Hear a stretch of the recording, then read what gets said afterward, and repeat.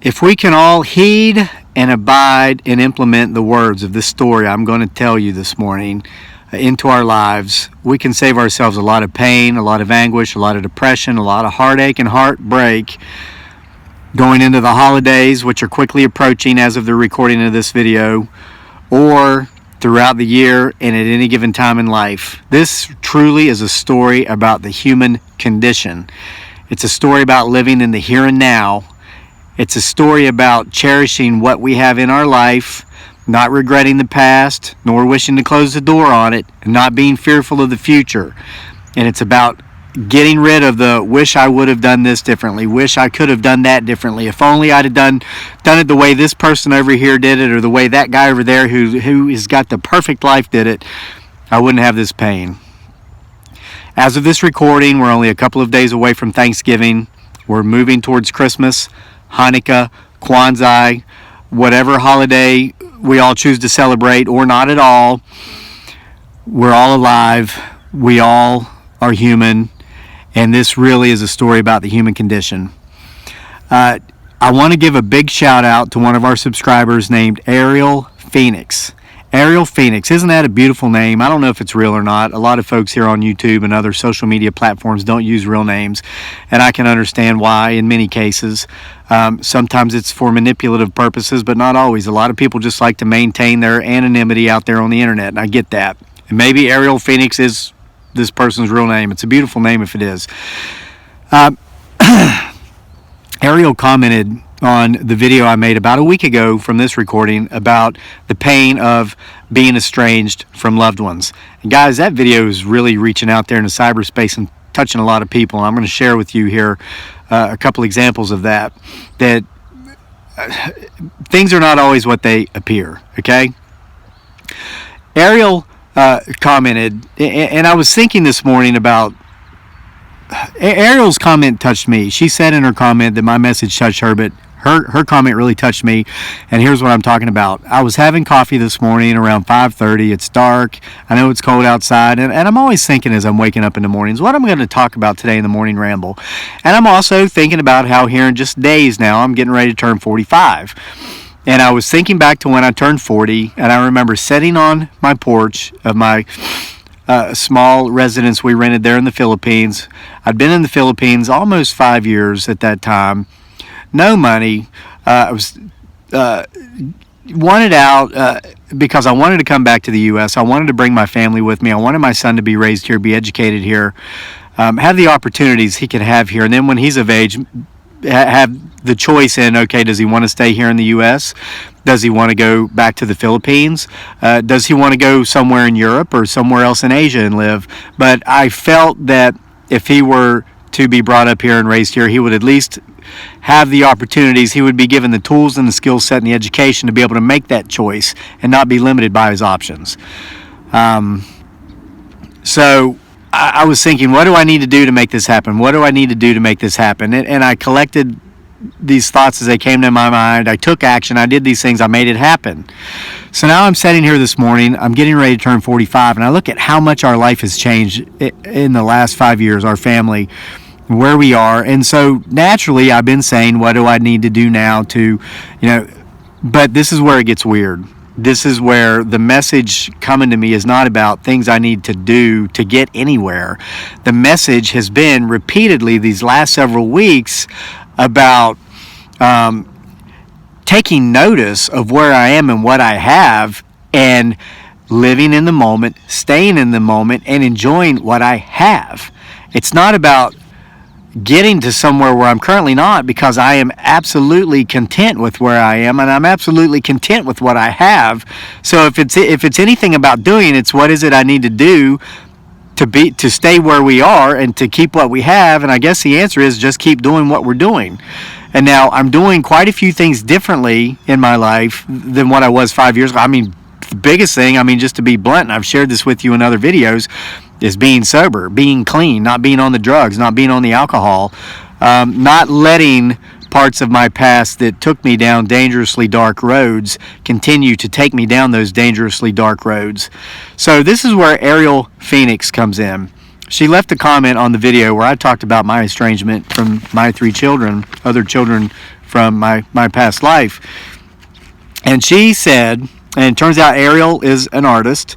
I don't know specifically what kind of art Ariel does, but I really related to her comment from the standpoint of being a writer. Ariel talked about how she, for half a lifetime, deprived herself of, and the world, of her gifts, this art. Because for Ariel to create the art she creates, she had to really just dive into the feelings of being alive, feelings of aliveness, she called it in her comment. And I pinned her comment to the top of that video, by the way, if you want to go read exactly how she put it.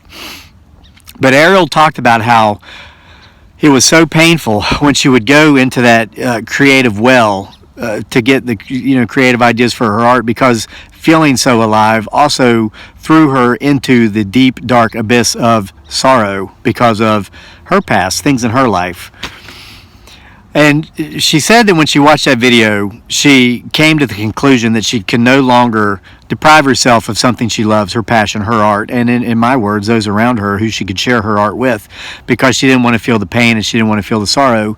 And she's making herself a sign that is going to read thus: there is much happiness to be found today in what we have now. I am grateful I have all I need. You notice here, Ariel did not say she has all she wants, but she's at the point in life where she accepts that she has all she needs. And she talks about the beauty in what we have in the here and now. A couple of days from now, it's going to be Thanksgiving. Even though you might be watching this video in the middle of summer, you've been drawn to this video for some reason, probably because you've got some sort of pain in your life. And a lot of times we go around beating ourselves up, as Ariel did for years, not even letting herself create the art that she loves to create, because she didn't want to feel the sorrow associated with the feelings of aliveness she has to feel to create real art. When I was still in the Philippines and I was still not sober, I was still drinking in excess, I was doing everything I could think of to change that. Down there's Miss Cleopatra. I'm very grateful she's in my life. Yeah, she's coming. She knows it's time. She knows I'm going to get real here. I met a man, a Canadian, who had lived in the Philippines pretty much my entire lifetime. I was born in 73. He went there, I think, in 74, maybe 72. But he'd been sober for over 30 years. And that's amazing. Let me tell you, that environment that I was in down there, it was very difficult for me to stop drinking and stay stopped. I would go for months at a time at times, but then I would eventually just go right back into it. I was talking to this man, and I can't even remember his name, and I wouldn't tell you if I did remember, just to kind of protect his anonymity. And the importance is not his name, but the story he shared with me, because I opened up with him and I talked to him about things that I just didn't talk to other people about, like the estrangement from my other children. I felt I had a bond with him. There was a cultural bond. We were both from the West, North America. There was a language bond. There was just not a lot of walls in between he and I that I felt with a lot of other folks when I was there. So I opened up with him, and he looked at me dead square in the eyes, and he said, "I want to ask you a question, and I want you to be completely honest with me in how you answer it." And I said, "Okay." And he said, "When you made this decision to do this, when you made this decision to do that, when you made this decision to come live here, all these decisions that led you to where you are now, do you feel that you made the best decision you could make at the time based upon all the information you had about your situation at the time?" And I said, "Yes, absolutely, without doubt." He said, "Then you've got nothing to feel bad about. You've got nothing to feel guilty about. You've got nothing to feel ashamed of. You made the best decisions you could make at the time based upon the information you had to make those decisions." And I said, but this isn't really what was going on. I was told this, and then so I did this, and then the truth was that, and so if I would have seen..." He said, "Listen to what you're saying." He said, "This is what you thought was the truth. You took that to heart. You made the best decision you could make at that time based upon that information you had. Correct." I said, "Well, yeah, but..." He said, "Stop the buts. The buts are going to keep you drunk. The buts are going to keep you depressed. The buts are going to keep you miserable." The buts are going to keep you from forgiving yourself. You've forgiven everybody else in the world who's ever wronged you, but you refuse to forgive yourself. And that is the most important person you have to forgive, or you're never going to get past this point where you are today. And he was so right. And I finally accepted the fact that I made the best decisions I could make at any given time with the information I had to make those decisions. I couldn't help whether some of that information was false, whether some of that information was fraudulent, whether some of that information was based upon the hopes certain things would work out in ways that they never worked out. With the information I had to make those decisions, I made those decisions. A lot of you watching this know exactly what I'm talking about because you're in the exact same spot. It's not the other people you need to forgive, it's yourself you need to forgive. And when you sit around that Thanksgiving Day table here in a couple days, there might be some empty chairs. There might be some folks you'd like to have there with you who aren't, and they may never be there with you again. You might be alone, but you're going to be with the most important person that you can be with that day, and that's yourself. And you need to forgive yourself. Look at the here and now. I don't know what we're doing. We're going to eat food. You guys who subscribe faithfully and regularly know Dearly likes to eat. Of course, food is going to be in our agenda, but I will tell you what, I am grateful to have my wife and I'm grateful to have my son, and I am thankful for the here and now. Despite what I wish I had, despite what I hope to have at some time in the future, so much of that's out of my control past a certain point, and I'm not going to let the things that are in my life today suffer because of what's not.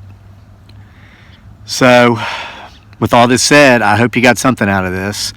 I want to thank Ariel Phoenix for reaching out through cyberspace and touching me with her comment on a video that she said touched her. I'm getting ahead of myself. I shared in a video a couple days ago about how sometimes we have to get lost to find our way, and I talked about the people who did everything right, went to that big prestigious university, was in that fraternity or that sorority and has the beamer or whatever, and why didn't I do it the way that guy did or the way that girl did? Guys, I'm always amazed by who watches these videos. One of those guys and one of those girls in the last couple of days who I would have never suspected watched these things shared with me stories of their estrangement from loved ones. I'm not going to be specific, but it's been for many years, and it's from people who are very close. So oftentimes when we look at the folks who were wishing we'd have done things more like them, we did it all the same. It's part of the human condition. It's not about which prestigious college or which state college or which college you did not attend at all. It's about being human and the human condition.